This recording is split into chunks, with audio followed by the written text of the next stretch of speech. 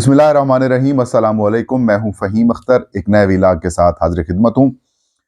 नाज़रीन, हफ्ते की रात 12 बजे के करीब सुप्रीम कोर्ट ऑफ पाकिस्तान ने तहरीक इंसाफ को आम इंतखाबात 2024 से ऐसे बाहर निकाल दिया जैसे आटे से कि बाल आ जाता है, वैसे उठा के बाहर फेंक दिया जाता है। ऐसे ही बाहर फेंका। लेकिन जिस तरीके से इमरान खान को तहरीक अदम-ए-एतमाद के बाद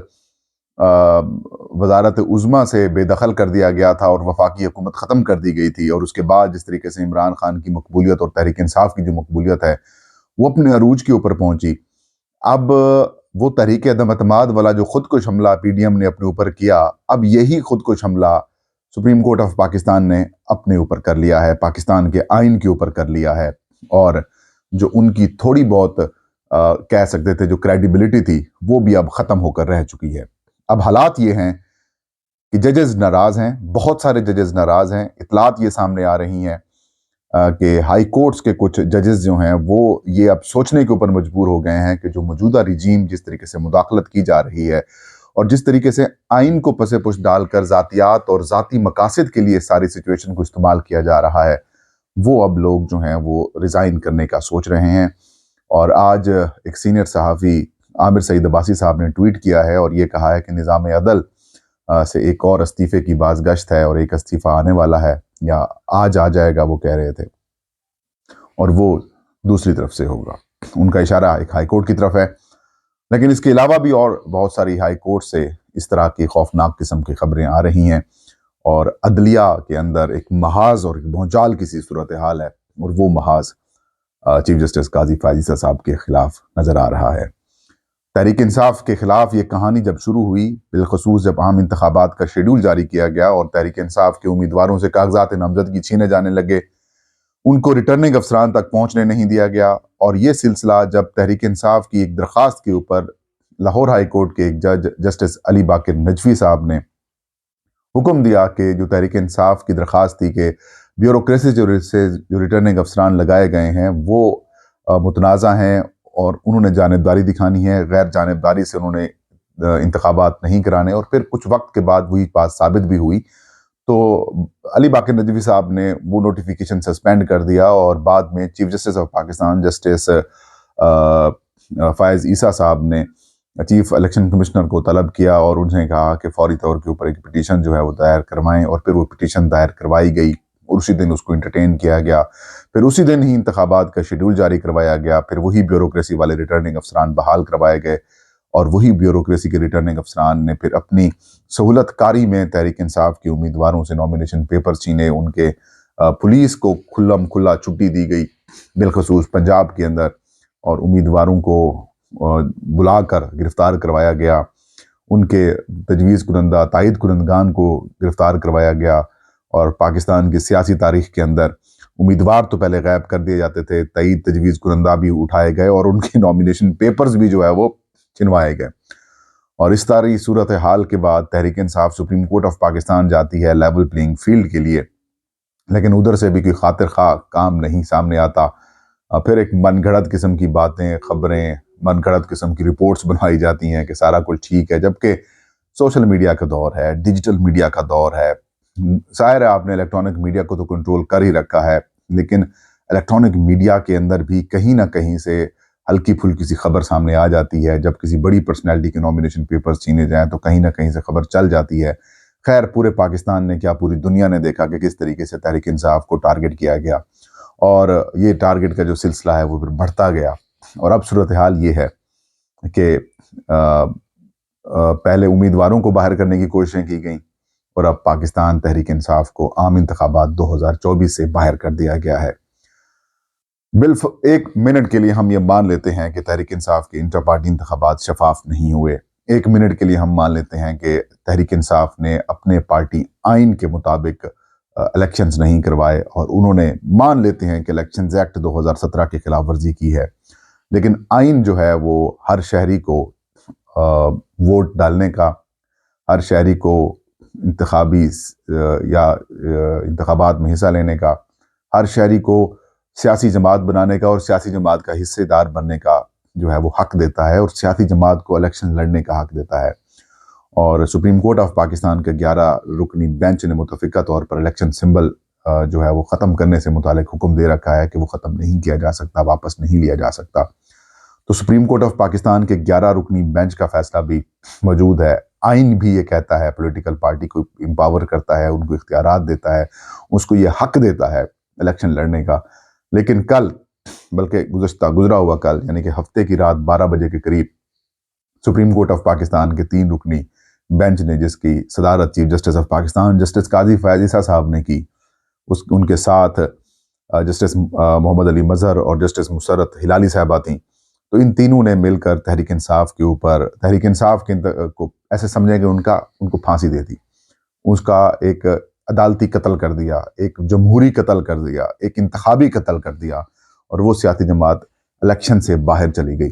اور سپریم کورٹ آف پاکستان کے اس بینچ نے پشاور ہائی کورٹ سے متعلق کچھ عجیب و غریب قسم کے ریمارکس دیے، پشاور کے اندر انٹرا پارٹی انتخابات کرانے کے اوپر ریمارکس دیے، اور بظاہر ایسا تفریق پیدا کرنے کی کوشش کی سپریم کورٹ آف پاکستان کے ججز نے کہ پشاور جو ہے وہ، آپ پشاور کیوں آپ نے انٹر پارٹی انتخابات کرائے، آپ نے پھر پشاور ہائی کورٹ سے کیوں رجوع کیا، آپ کسی اور ہائی کورٹ بھی جا سکتے تھے۔ کیا سوال یہاں پر یہ پیدا ہوتا ہے کہ آپ پشاور پاکستان کا حصہ نہیں ہے؟ کیا پشاور ہائی کورٹ پاکستان کی ہائی کورٹ نہیں ہے؟ کیا پشاور پاکستان کے صوبہ خیبر پختونخوا میں شامل نہیں ہے؟ کیا پشاور ہائی کورٹ میں کہیں اور کوئی اور قانون نافذ ہے؟ یا پشاور ہائی کورٹ کے اندر افغانستان یا پھر انڈیا کا قانون لگتا ہے، یا امریکہ کا، ایران کا قانون لگتا ہے؟ کیا وہاں پر جو وکلاء، جو ججز ہیں، وہ کیا پاکستانی آئین اور قانون کے اوپر وہ چیزیں نہیں دیکھ رہے؟ تو پھر آپ اگر خود کو سپیریئر سمجھتے ہیں تو پھر جو معاملات ہیں وہ بگڑیں گے۔ اور کچھ دن پہلے جسٹس مظاہر علی اکبر نقوی صاحب کے اوپر جھوٹے الزامات کا ایک عجیب و غریب قسم کا کیس بنوایا گیا، اور وہی لوگ درخواست گزار تھے جو قاضی فائزہ صاحب کے ساتھ تصویریں بنوایا کرتے تھے، اور ان کے ساتھ ایسا سمجھا جاتا ہے کہ جیسے ان کے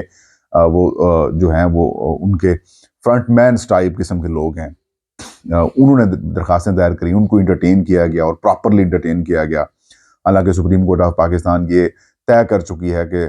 سپریم جوڈیشل کونسل کسی پرائیویٹ کونسل کو جو ہے وہ انٹرٹین نہیں کرے گا کسی سپریم کورٹ کے ججز کے خلاف،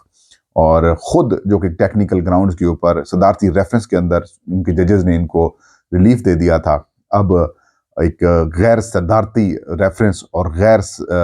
اسے انٹرٹین ہی نہیں کیا جا سکتا جس پہ جن درخواست گزاروں کو، ایون کہ جیسے سردار طارق مسعود صاحب کے خلاف بھی درخواست آئی تھی، تو ان کی جو درخواست گزار صاحبہ تھیں، I think Amna Malik advocate تھے، ان کے خلاف جس قسم کا سلوک کیا گیا وہ سوشل میڈیا کے اوپر کلپس ابھی تک بھی موجود ہیں۔ تو مطلب ایک تو تفریق کی گئی، جسٹس مظاہر علی اکبر نقوی کے خلاف درخواست گزار کی کو انٹرٹین کیا گیا، باقیوں کو نہیں کیا گیا، اور پھر جسٹس مظاہر علی اکبر نقوی نے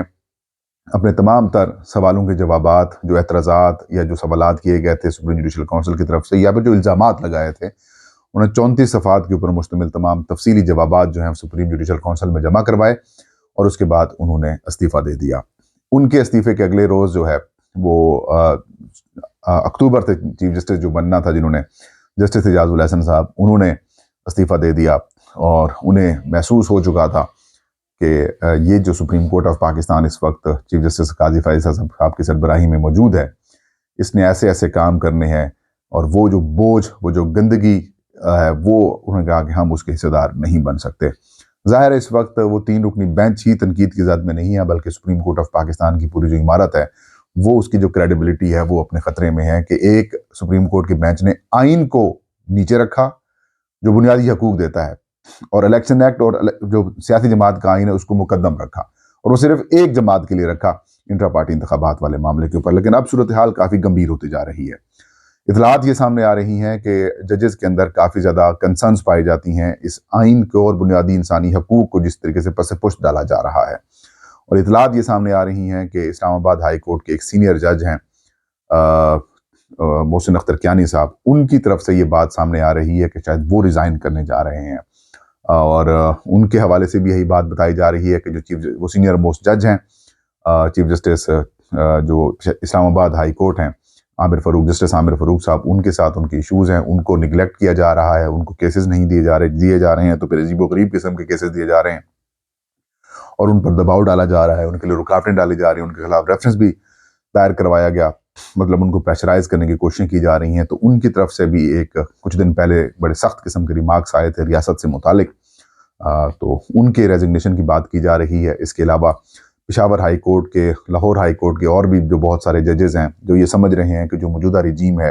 जो इन्वॉल्वमेंट कर रही है, अदालती अमूर के अंदर मुदाखलत वगैरह की जा रही है और जिस तरीके से प्रेशराइज किया जा रहा है और आइन और बुनियादी इंसानी हकूक़ को सलब करने की जो कोशिशें कराई जा रही हैं, उस सब के खिलाफ वो जो है सोच रहे हैं संजीदगी के साथ कि शायद वो रिज़ाइन कर जाएं। और इम्कान ये है कि अगला जो आने वाला हफ्ता है वो इस अदालती बहरान को ना खड़ा कर दे।